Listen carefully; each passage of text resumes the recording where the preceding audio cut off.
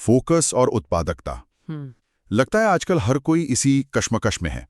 ध्यान मतलब बहुत आसानी से भटक जाता है और फिर जरूरी काम पीछे छूट जाते हैं। आज हमारे पास एक स्रोत है जो इसी समस्या का एक दिलचस्प हल पेश करता है। डीप वर्क यानी गहरे ध्यान से काम करने का तरीका। ये कैल न्यूपोर्ट का विचार है और स्रोत बताता है कि कैसे आज की इस शोरगुल भरी दुनिया में, हाँ, जहाँ हर पल कोई ना कोई नोटिफिकेशन है, कोई मैसेज है, बिल्कुल, कैसे हम गहरे फोकस के साथ न सिर्फ बेहतर काम कर सकते हैं बल्कि तेजी से नई चीजें सीख भी सकते हैं। हाँ, और स्रोत की दिलचस्प बात यह है कि ये सिर्फ टाइम मैनेजमेंट की बात नहीं करता। ये हमारी वो ध्यान केंद्रित करने की जो घटती क्षमता है ना, उस पर उंगली रखता है। लगातार छोटे मोटे कामों और डिजिटल भटकावों के बीच उस तरह का गहरा सोचने समझने वाला काम वो करने की हमारी काबिलियत कम होती जा रही है। और यही वो काम है जो असल में हमें भीड़ से अलग करता है या किसी क्षेत्र में महारत हासिल करवाता है। तो आज की इस बातचीत का मकसद इसी डीप वर्क की अवधारणा को थोड़ा खंगालना है, समझना है कि स्रोत के मुताबिक इसका असली मतलब क्या है और इसे अपने जिंदगी में उतारा कैसे जा सकता है। सही कहा, ये सिर्फ ज्यादा घंटे काम करने की बात नहीं बल्कि उन घंटों की वो क्वालिटी की बात है।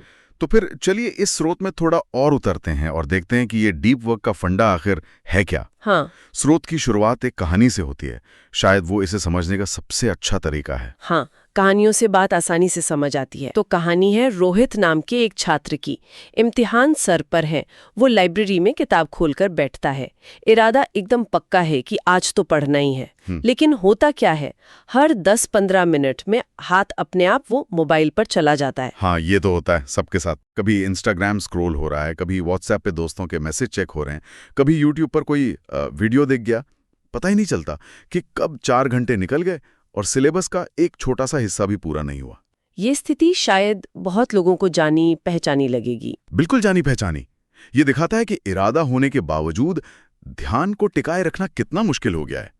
रोहित की ये शुरुआती हालत उस शैलो वर्क या उथले काम का एक अच्छा उदाहरण है, जहां हम व्यस्त तो दिखते हैं पर असल में कुछ ठोस हासिल नहीं कर पाते। फिर कहानी में एक मोड़ आता है। रोहित को डीप वर्क के बारे में पता चलता है। वो एक प्रयोग करने का फैसला करता है।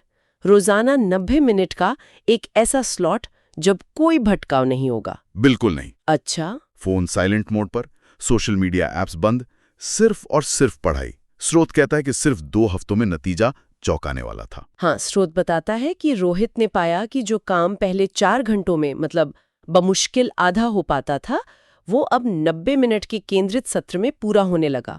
और सिर्फ काम पूरा ही नहीं हुआ बल्कि उसे विषय की समझ भी पहले से कहीं ज्यादा गहरी महसूस हुई। ये तो कमाल की बात है।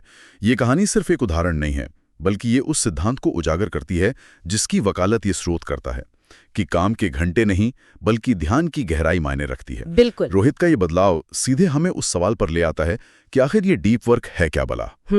तो स्रोत कैल न्यूपोर्ट की परिभाषा का हवाला देता है।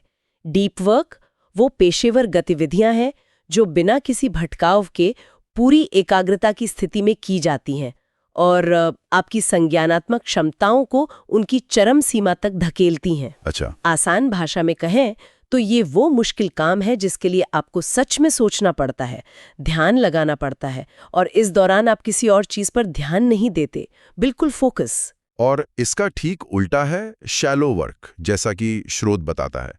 ये वो काम है जो ज्यादा सोचने समझने की मांग नहीं करते। हाँ, जिन्हें अक्सर भटकाव के बीच भी किया जा सकता है। जैसे ईमेल्स का जवाब देना, मीटिंग्स में बैठना जहां आपका ज्यादा योगदान नहीं है, सोशल मीडिया पर पोस्ट करना या ऐसे प्रशासनिक काम जो जरूरी तो लगते हैं पर ज्यादा दिमागी मेहनत नहीं मांगते। सही। स्रोत का इशारा है कि आजकल ज्यादातर कामकाजी लोगों का ज्यादातर समय इसी शैलो वर्क में जा रहा है। और यहीं पर मतलब ये अंतर समझना बहुत जरूरी हो जाता है।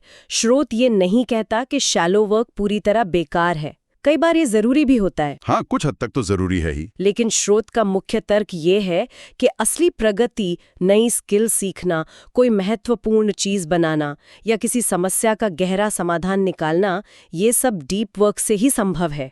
शैलो वर्क आपको व्यस्त रख सकता है, बिल्कुल, लेकिन ये आपको आगे नहीं बढ़ाता, आपको अपने क्षेत्र में विशेषज्ञ नहीं बनाता। जो लोग डीप वर्क को साध लेते हैं वो इस शोरगुल वाली अर्थव्यवस्था में ज्यादा मूल्यवान बन जाते हैं क्योंकि वो ऐसी चीजें कर पाते हैं जो दुर्लभ और मुश्किल हैं। तो ये सिर्फ काम निपटाने का तरीका नहीं है, बल्कि ये अपनी काबिलियत बढ़ाने और ज्यादा सार्थक काम करने का जरिया है। स्रोत इस बात पर काफी जोर देता है कि डीप वर्क क्यों इतना महत्वपूर्ण है। कैल न्यूपोर्ट के हवाले से 3 मुख्य कारण बताए गए हैं। पहला, जैसा हमने रोहित की कहानी में देखा, सीखने की तेज रफ्तार। जब आप बिना भटकाव के फोकस करते हैं तो मुश्किल चीजें जल्दी समझ आती हैं, नई स्किल्स तेजी से विकसित होती हैं। बिल्कुल, गहरे ध्यान की स्थिति में हमारा दिमाग वो न्यूरल कनेक्शन ज्यादा मजबूती से बनाता है, सीखने की प्रक्रिया गहरी होती है। दूसरा कारण है उच्च गुणवत्ता वाला काम। जब आप पूरी तरह किसी एक चीज पर ध्यान केंद्रित करते हैं तो आप गलतियां कम करते हैं, ज्यादा बारीकी से काम करते हैं और अंततः बेहतर नतीजा देते हैं। हाँ, क्वालिटी तो बढ़ती ही है। स्रोत का तर्क है कि औसत दर्जे का काम तो कोई भी कर सकता है, लेकिन उत्कृष्टता, एक्सीलेंस, वो डीप वर्क से ही आती है। और तीसरा कारण जो मुझे काफी दिलचस्प लगा वो है संतुष्टि और उद्देश्य। हाँ, ये बहुत अहम है। स्रोत कहता है कि जब हम अपनी क्षमताओं का इस्तेमाल करके गहरे ध्यान से कोई काम करते हैं तो हमें सिर्फ उपलब्धि का एहसास नहीं होता, बल्कि काम ज्यादा सार्थक और संतोषजनक भी लगता है। सही कहा। लगातार शैलो वर्क करने से अक्सर दिन के अंत में थकान तो होती है, पर वो एक खालीपन सा रहता है कि कुछ ठोस किया ही नहीं। डीप वर्क इस खालीपन को भर सकता है। हाँ, ये मनोवैज्ञानिक पहलू बहुत अहम है। इंसान का दिमाग है ना, वो चुनौतियों से जूझने और चीजों को समझने में संतुष्टि महसूस करता है। डीप वर्क हमें यह मौका देता है। स्रोत में एक जगह यह भी कहा गया है कि डीप वर्क की क्षमता विकसित करना आपको सिर्फ ज्यादा उत्पादक नहीं बनाता, बल्कि ये आपके काम करने के अनुभव को ही बेहतर बना देता है। स्रोत में एक आंकड़ा भी दिया गया है जो सोचने पर मजबूर करता है। कौन सा? कि अगर कोई अपने 8 घंटे के कामकाजी दिन में से सिर्फ 3 घंटे भी पूरी तरह डीप वर्क कर ले तो उसका आउटपुट यानी काम का नतीजा 2 गुना हो सकता है। अरे वाह, 3 घंटे में 2 गुना आउटपुट। हाँ, ये सुनने में तो बहुत आकर्षक लगता है। समस्या शायद समय की कमी की उतनी नहीं जितनी फोकस की कमी की है। सटीक बात। स्रोत इसी तरफ इशारा कर रहा है। ये दावा करता है कि हमारी उत्पादकता का असली लीकेज वो बिखरे हुए ध्यान में है, न कि घंटों की कमी में। 3 घंटे का गहरा केंद्रित काम 8 घंटे के आधे अधूरे ध्यान वाले काम से कहीं ज्यादा प्रभावी हो सकता है। ये हमें अपनी कार्यशैली पर सवाल उठाने को कहता है। बिल्कुल। तो अब सबसे बड़ा सवाल ये उठता है कि अगर डीप वर्क इतना जरूरी और फायदेमंद है तो इसे किया कैसे जाए, खासकर आज के माहौल में जहां हर तरफ भटकाव ही भटकाव है। स्रोत इसके लिए 4 नियम बताता है। पहला नियम है गहराई से काम करें, वर्क डीपली। सुनने में सीधा लगता है पर इसमें काफी कुछ है। हाँ, ये सिर्फ फोकस करो कहने से ज्यादा है। स्रोत इसके लिए कई रणनीतियां सुझाता है, जैसे अपनी डीप वर्क की शैली चुनना। क्या आप हर दिन एक निश्चित समय जैसे सुबह 7 से 9 डीप वर्क करेंगे? ये हुआ रिदमिक अप्रोच। अच्छा। या फिर कुछ दिनों के लिए पूरी तरह दुनिया से कट कर सिर्फ अपने काम पर ध्यान देंगे। यह है मोनास्टिक अप्रोच। साधुओं जैसा। हाँ, कुछ वैसा ही। या फिर जब भी मौका मिले 90 मिनट या उससे ज्यादा के लिए गहरे काम में डूब जाएंगे। यह है जर्नलिस्टिक अप्रोच। महत्वपूर्ण यह है कि आप एक तरीका चुनें और उस पर टिके रहें। और इस नियम का एक अहम हिस्सा है अपने डीप वर्क के समय को वो सुरक्षित रखना। स्रोत कहता है कि सिर्फ इरादा काफी नहीं, आपको एक किला बनाना होगा। किला मतलब एक ऐसी जगह और ऐसा समय तय करना जहां कोई भटकाव ना हो। फोन को दूसरे कमरे में रखना, कंप्यूटर पर गैर जरूरी टैब्स और नोटिफिकेशंस बंद करना, यहां तक कि सहकर्मियों या परिवार को सूचित करना कि भाई इस दौरान मुझे डिस्टर्ब ना किया जाए। अच्छा। स्रोत कहता है कि शुरुआत में यह मुश्किल लग सकता है, लेकिन 2 हफ्ते में ही आदत पड़ने लगती है और फर्क दिखने लगता है। ये अनुशासन की मांग करता है, इसमें कोई शक नहीं। ये सिर्फ समय निकालने की बात नहीं, बल्कि उस समय की वो पवित्रता बनाए रखने की बात है। बाहरी भटकावों जैसे शोर, लोग और अंदरूनी भटकावों जैसे कुछ और करने की इच्छा, विचारों का भटकना, दोनों से निपटना होता है। ये अपने सबसे महत्वपूर्ण काम के प्रति एक तरह की प्रतिबद्धता है। बिल्कुल। अब आते हैं दूसरे नियम पर, जो पहली बार सुनने में थोड़ा अजीब लग सकता है। बोरियत को अपनाएं, एम्ब्रेस बोर्डम। बोरियत को अपनाएं, ये कैसे? स्रोत का तर्क बड़ा दिलचस्प है। वो कहता है कि हम लगातार उत्तेजना, स्टिम्युलेशन के इतने आदी हो गए हैं, फोन पर नोटिफिकेशन, सोशल मीडिया फीड, कुछ ना कुछ देखते सुनते रहना, कि जैसे ही थोड़ा खालीपन या बोरियत महसूस होती है हम बेचैन हो जाते हैं और तुरंत कोई भटकाव ढूंढ लेते हैं, फोन उठा लेते हैं। हाँ, ये तो है। खाली बैठना मुश्किल लगता है और यही आदत हमारी फोकस करने की क्षमता को कमजोर करती है। अगर दिमाग को हर पल कुछ नया चटपटा चाहिए तो वो लंबे समय तक एक ही चीज पर टिकना कैसे सीखेगा? सही बात है। स्रोत कहता है कि आपको जानबूझकर बोरियत का सामना करना सीखना होगा। जैसे जब लाइन में खड़े हों या कहीं इंतजार कर रहे हों तो तुरंत फोन निकालने की बजाय बस अपने विचारों के साथ रहें, थोड़ा आसपास देखें। या जब काम करते हुए ध्यान भटके और फोन उठाने का मन करे तो खुद को रोकें और 5 मिनट से बैठे रहें, कुछ ना करें। तो ये एक तरह की मेंटल ट्रेनिंग है। जैसे जिम में वजन उठाकर मांसपेशी बनाते हैं, वैसे ही बोरियत को सहकर फोकस की मांसपेशी को मजबूत करना। बिल्कुल सही समझा। स्रोत इसी तरह की बात करता है। लगातार उत्तेजना की तलाश हमारे दिमाग को रीवायर कर देती है, जिससे गहरा ध्यान मुश्किल हो जाता है। बोरियत को सहन करने की क्षमता विकसित करना असल में ध्यान केंद्रित करने की इस खोई हुई क्षमता को वापस पाने जैसा है। ये दिमागी धैर्य बनाने की प्रक्रिया है। ये बहुत खूब कहा। तीसरा नियम आज के डिजिटल युग के लिए शायद सबसे प्रासंगिक है। सोशल मीडिया सोच समझकर छोड़ें। Quit social media strategically. हाँ, यहाँ जोर स्ट्रेटेजिकली यानी सोच समझकर शब्द पर है। स्रोत ये नहीं कह रहा कि तकनीक दुश्मन है या सबको छोड़ देना चाहिए। हाँ, ये बहुत जरूरी बिंदु है। स्रोत तकनीक विरोधी नहीं है, बल्कि वो हमें तकनीक के इस्तेमाल के प्रति सजग और इरादतन होने को कहता है। नियम ये सुझाता है कि आप हर उस सोशल मीडिया ऐप या डिजिटल टूल का मूल्यांकन करें जिसका आप इस्तेमाल करते हैं। खुद से पूछें। क्या पूछें? कि क्या ये टूल मेरे व्यक्तिगत या पेशेवर जीवन के सबसे महत्वपूर्ण लक्ष्यों को हासिल करने में वाकई कोई ठोस मदद करता है? क्या इसके फायदे मेरे ध्यान और समय की जो कीमत लग रही है उससे ज्यादा है? 30 दिन के लिए इस्तेमाल करना बंद करके देखें, एक प्रयोग की तरह। अच्छा, 30 दिन का ब्रेक। हाँ, 30 दिन बाद मूल्यांकन करें कि क्या आपकी जिंदगी में कोई नकारात्मक असर पड़ा, क्या आपने कुछ महत्वपूर्ण मिस किया। अगर नहीं तो शायद उसे पूरी तरह छोड़ देना या उसका इस्तेमाल बहुत सीमित कर देना ही बेहतर है। ये फियर ऑफ मिसिंग आउट से लड़ने का एक तरीका है, एक तरह से। बिल्कुल। यहाँ स्ट्रेटेजिकली का मतलब यही है, हर चीज को एक तराजू पर तोलना, फायदे बनाम नुकसान। क्या ये टूल आपकी मदद कर रहा है या सिर्फ आपका समय और ध्यान खा रहा है? ये एक सचेत चुनाव करने की प्रक्रिया है, न कि आंख बंद करके हर नई चीज को अपना लेना या हर पुरानी चीज को छोड़ देना। ये जरूरी नजरिया है। और चौथा आखिरी नियम है, शैलो वर्क को कम करें। Drain the shallows. हमने पहले ही बात की कि शैलो वर्क क्या है। ये नियम कहता है कि हमें अपने दिन से इस तरह के काम को जितना हो सके कम करना होगा, ताकि डीप वर्क के लिए ज्यादा समय और ऊर्जा बच सके। इसे करने के कई तरीके स्रोत सुझाता है। पहला, अपने काम के हर घंटे का हिसाब रखें कि आप क्या कर रहे हैं। एक डायरी बनाएं। इससे आपको पता चलेगा कि आपका कितना समय वाकई शैलो कामों में जा रहा है। हैरानी हो सकती है। हाँ, शायद पता चले कि ज्यादातर समय तो ईमेल्स में ही जा रहा है। बिल्कुल। दूसरा, अपने मैनेजर या टीम के साथ बात करें कि आपके काम का कितना हिस्सा गहरा होना चाहिए और कितना उथला। उम्मीदें स्पष्ट करना जरूरी है। तीसरा, शैलो कामों को बैचने की कोशिश करें।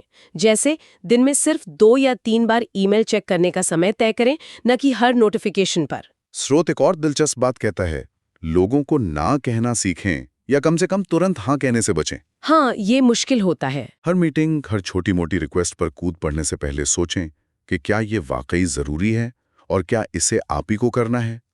शैलो कामों को ऑटोमेट करने या डेलीगेट करने के तरीके ढूंढें। मकसद ये है कि इन कामों को अपने दिन पर हावी ना होने दें। बिल्कुल। ये असल में अपनी प्राथमिकताओं को सख्ती से लागू करने के बारे में है। शैलो काम अक्सर ज्यादा तात्कालिक अर्जेंट लगते हैं, लेकिन जरूरी नहीं कि वो महत्वपूर्ण हो। डीप वर्क अक्सर तात्कालिक नहीं लगता, लेकिन लंबे समय में वही सबसे ज्यादा महत्वपूर्ण होता है।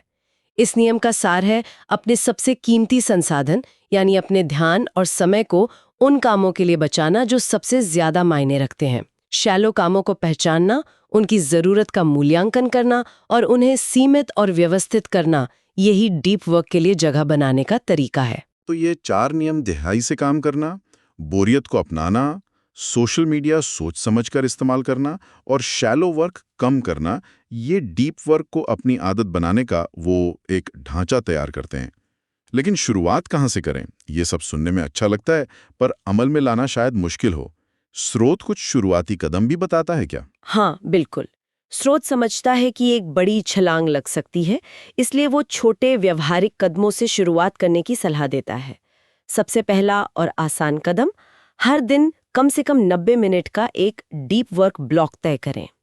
बस 90 मिनट। सिर्फ 90 मिनट, ये तो किया जा सकता है। हाँ, और इस दौरान क्या करना है? इस दौरान, जैसा हमने पहले नियम में बात की, सारे भटकाव दूर करने हैं पूरी तरह से।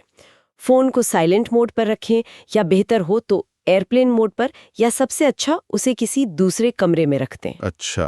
कंप्यूटर पर सिर्फ काम से जुड़े टैब्स खुले रखें। दरवाजा बंद कर लें अगर संभव हो, मतलब एक अभेद्य किला बना लें उस 90 मिनट के लिए। स्रोत का दावा है कि अगर आप सिर्फ इतना भी लगातार 1 हफ्ते तक कर लें, तो आपको अपने फोकस और आउटपुट में फर्क महसूस होने लगेगा। सच में? सिर्फ 1 हफ्ते में? ये तो वाकई कोशिश करने लायक है। 90 मिनट का एक अखंड फोकस सत्र, ये एक अच्छी शुरुआत लगती है। बिल्कुल, ये छोटे कदम आदत बनाने में मदद करते हैं।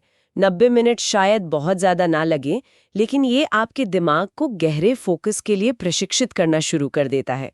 महत्वपूर्ण है निरंतरता।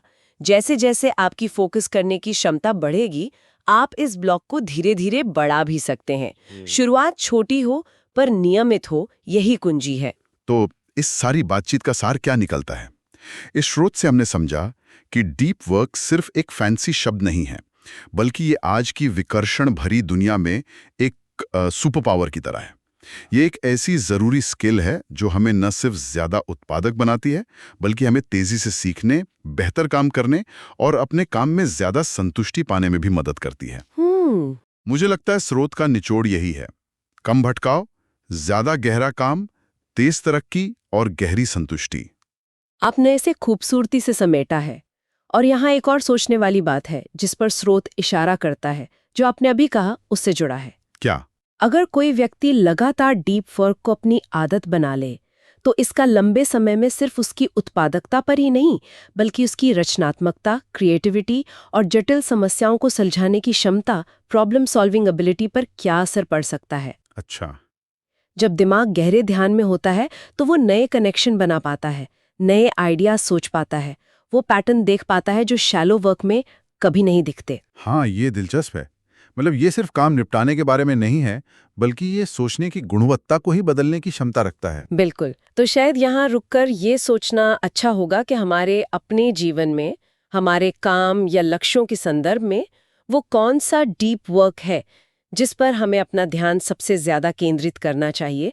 कौन सा ऐसा गहरा काम है जिसमें महारत हासिल करना हमारे लिए सबसे बड़ा बदलाव ला सकता है। ये सवाल हमें अपनी प्राथमिकताओं को और स्पष्ट करने में मदद कर सकता है।